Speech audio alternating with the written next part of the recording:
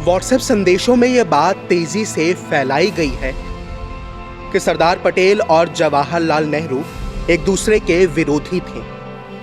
पटेल ज्यादा काबिल थे और प्रधानमंत्री उन्हें ही बनना चाहिए था।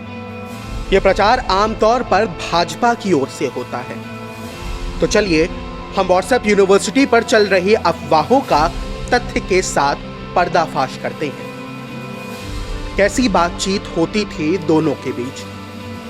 भारत की आजादी का दिन करीब आ रहा था। मंत्रिमंडल के स्वरूप पर चर्चा हो रही थी। 1 अगस्त 1947 को नेहरू ने पटेल को लिखा, कुछ हद तक औपचारिकताएं निभाना जरूरी होने से मैं आपको मंत्रिमंडल में सम्मिलित होने का निमंत्रण देने के लिए लिख रहा हूं। इस पत्र का कोई महत्व नहीं है क्योंकि आप तो मंत्रिमंडल के सुदृढ़ स्तंभ हैं। पटेल ने 3 अगस्त को नेहरू के पत्र के जवाब में लिखा, आपके 1 अगस्त के पत्र के लिए अनेक धन्यवाद। एक दूसरे के प्रति हमारा जो अनुराग और प्रेम रहा है तथा लगभग 30 वर्ष की हमारी जो अखंड मित्रता है, उसे देखते हुए औपचारिकता के लिए कोई स्थान नहीं रह जाता।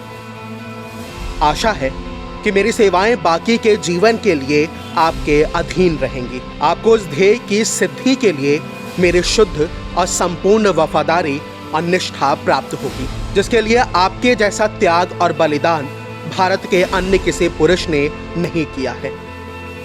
हमारा सम्मिलन और संयोजन अटूट और अखंड है और उसी में हमारी शक्ति निहित है। आपने अपने पत्र में मेरे लिए जो भावनाएं व्यक्त की हैं, उसके लिए मैं आपका कृतज्ञ हूं। पटेल ने मतभेदों से किया इनकार। सरदार पटेल ने अपने जीवित रहते नेहरू के साथ मतभेदों का लगातार खंडन किया।